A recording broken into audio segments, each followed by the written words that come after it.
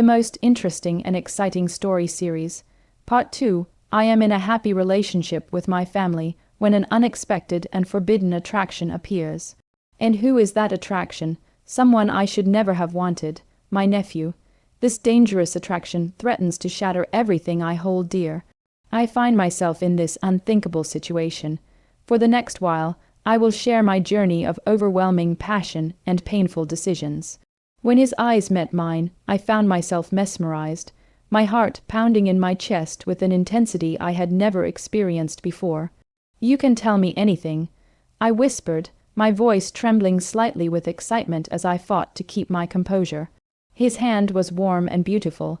My mind was soon replaying the situations that had brought us to this point. Me sitting next to him at dinner, touching his knees, his arm touching mine as we walked side by side. I had tried to deny these feelings for a long time, but I couldn't ignore them anymore. The more I looked into his eyes, the more excited he became. But what was he thinking? When Noah and I started spending more time together, I told myself it was just a family bond. But deep down inside, I knew the excitement I felt in his presence wasn't innocent. I didn't know what to do. In the weeks following that first family dinner, Noah became a regular part of our lives. We met for coffee, texted about our days, and made jokes that baffled Ryan. Our conversations started to increase. We discussed our dreams, our fears, and our deepest thoughts. I found myself opening up to Noah in a way I hadn't opened up to anyone in a long time, not even Ryan. The bond we shared grew stronger every day. I started to notice subtle changes in my behavior, and I knew it was a betrayal of my ex-wife, but like I said, it was a feeling. When I heard that Noah was coming to the family home, I would immediately put on my most expensive and beautiful mini skirts and crops. I would even purposely drop something and bend down to pick it up when he was nearby. The guilt gnawed at me, but I couldn't pull myself away from him. I think the excitement I felt with Noah was much more enjoyable than the life I had with Ryan. As the days passed, I felt like we were approaching a pivotal moment, and I never knew what to do. With Ryan, I overcompensated by building more intimacy and planning elaborate dates. Still, even as I kissed Ryan good night, my mind lingered on the way Noah and I looked at each other. But it was clear this wasn't going to last. As the weeks passed, the tension between Noah and me became palpable. Our conversations became laden with unspoken desires, each word carefully chosen. It became serious because a lot of time had passed, and I can say that my aunt, the psychologist, was the one who noticed it the most. I mean, what could I do? My emotions were reflected in my actions. That night I took off my clothes to take a bath, and I went to the bathroom, and I put on some music, and I was taking a bath, and suddenly a door opened, and she saw that it was Noah. He told me it was a mistake and apologized, but we both knew the answer to that. When Noah left that night, I felt a mixture of relief and deep loss. I didn't know what to say to that. I wondered what was waiting for me next. The annual family reunion left me nowhere to hide. As I stood by the grill, pretending to be interested in my aunt's conversation, I felt Noah's presence before I even saw him. He said, his voice low and friendly despite the crowd, "Can we talk?" I nodded, not trusting my voice. We moved away from the others and found a quiet spot near the edge of the courtyard, where I was struck by his perfume. It was obviously very expensive. His eyes were constantly drawn to my mini-skirt and high-heeled shoes that I wore just for him. I knew I should walk away, but my body refused. Noah reached out his hand, his fingers brushing my arm. That simple touch increased the speed of my heart again. When Noah leaned in, making his intentions clear, I felt myself overflowing with conflicting emotions, desire fighting guilt, excitement fighting fear. Only inches separated my red lipstick lips from his. Just as our lips were about to meet, the sound of laughter from nearby brought us back to reality. We pulled away from each other, both of us shaken that we had come so close to crossing that line.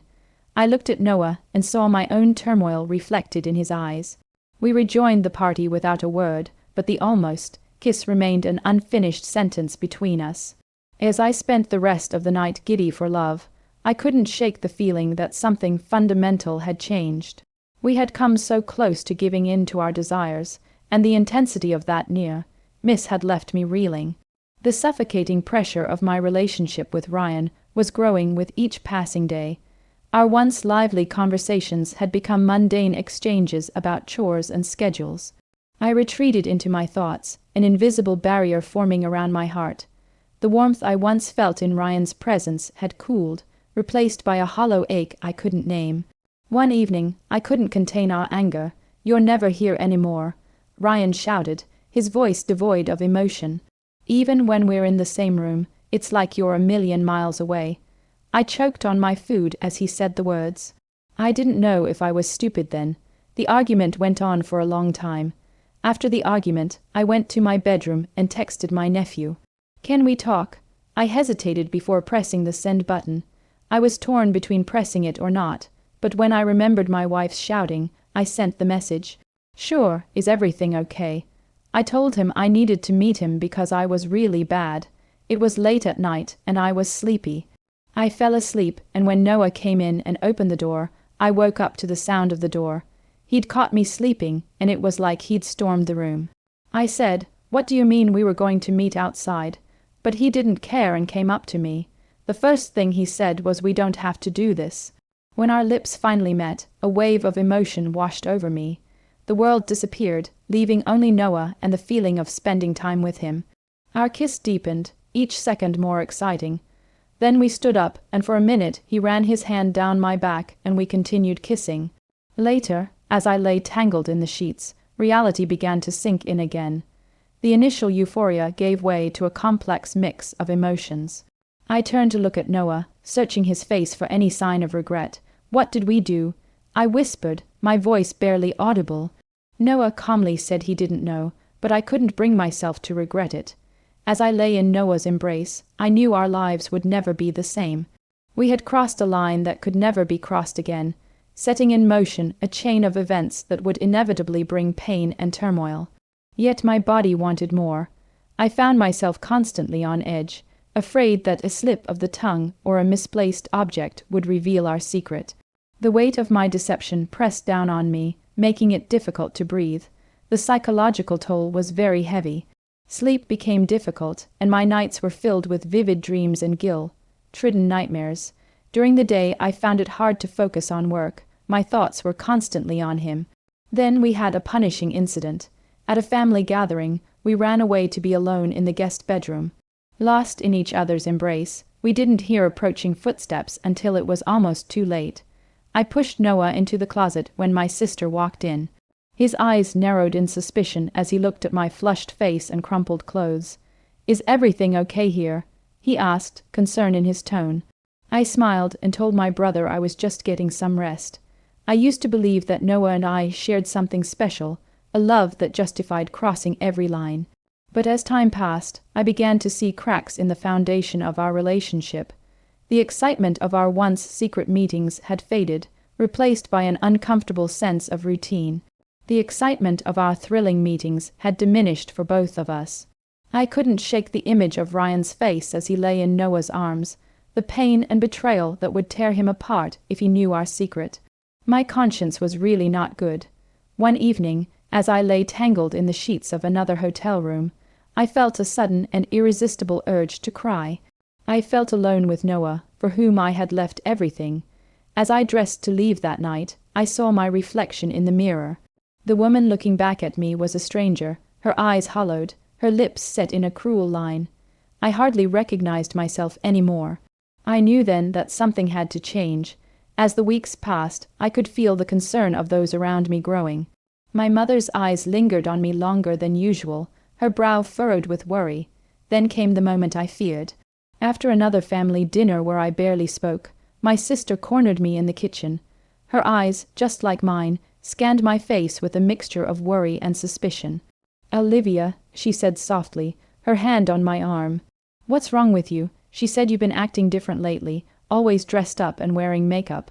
I lied and said it was because of work and lack of sleep.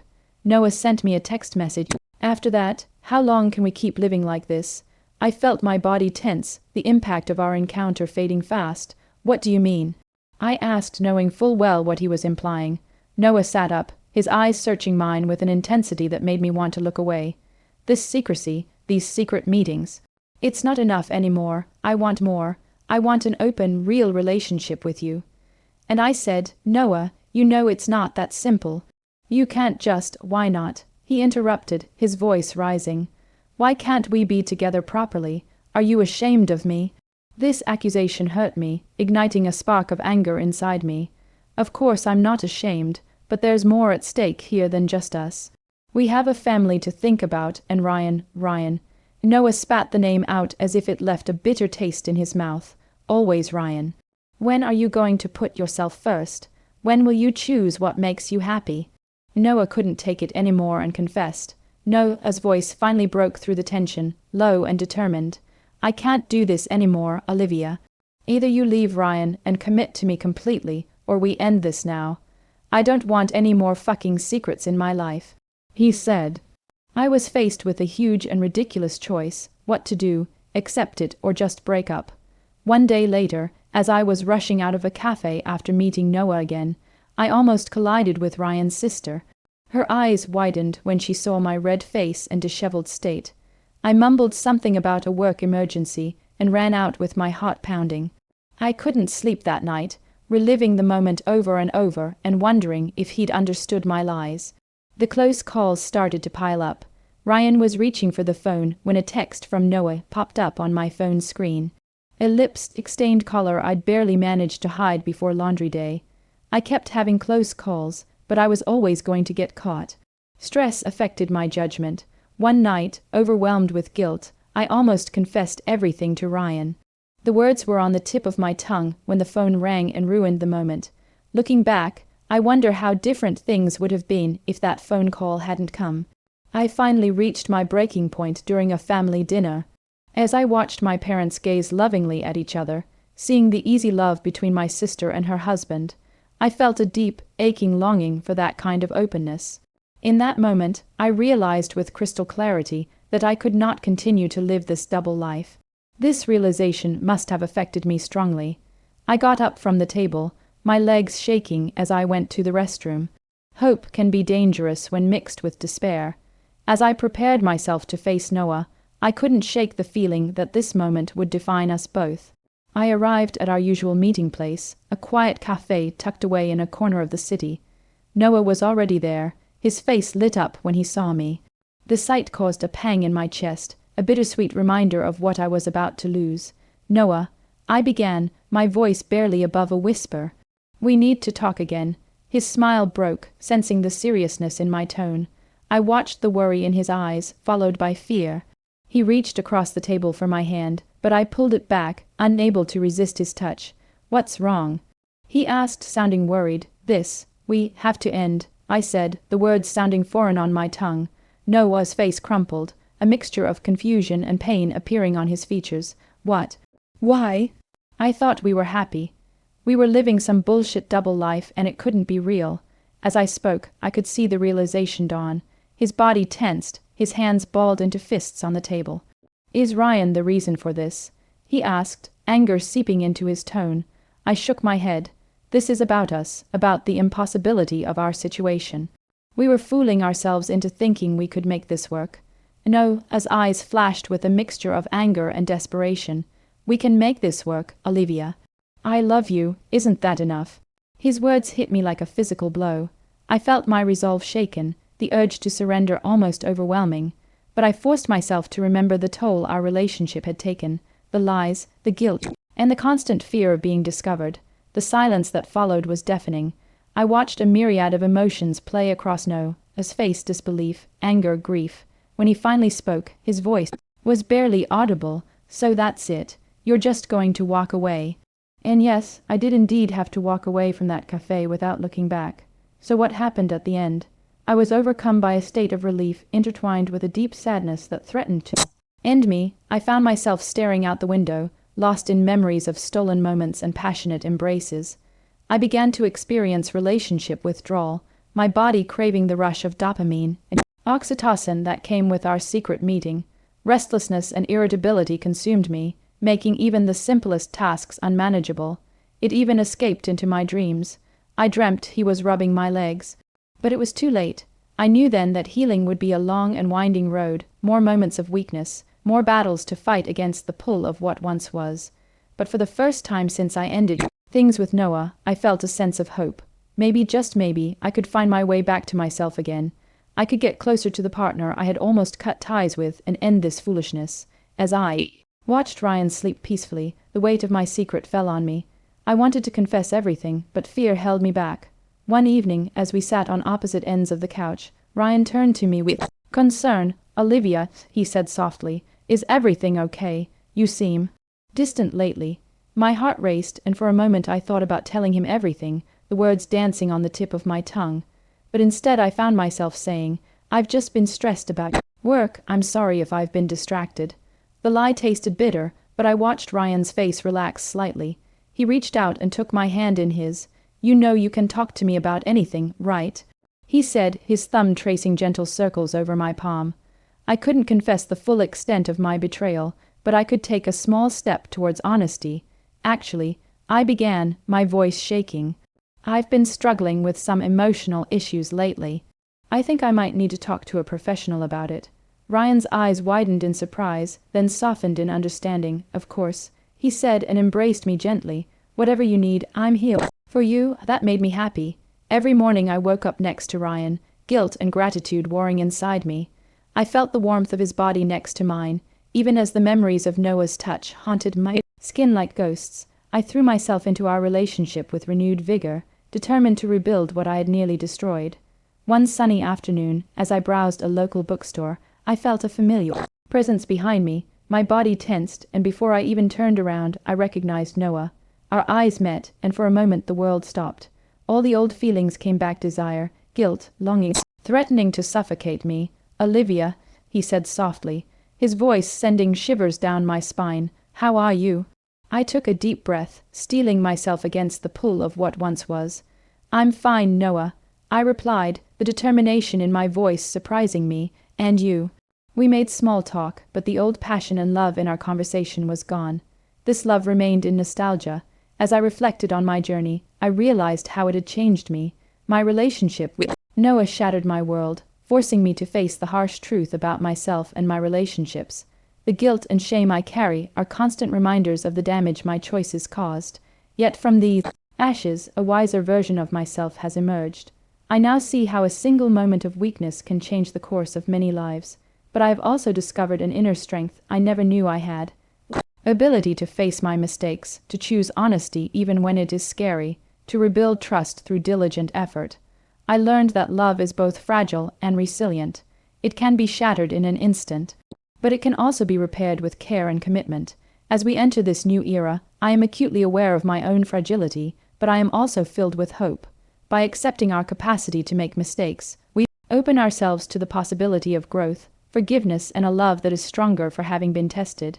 If you have watched this amazing story, please subscribe and write in the comments which story you would like a video of.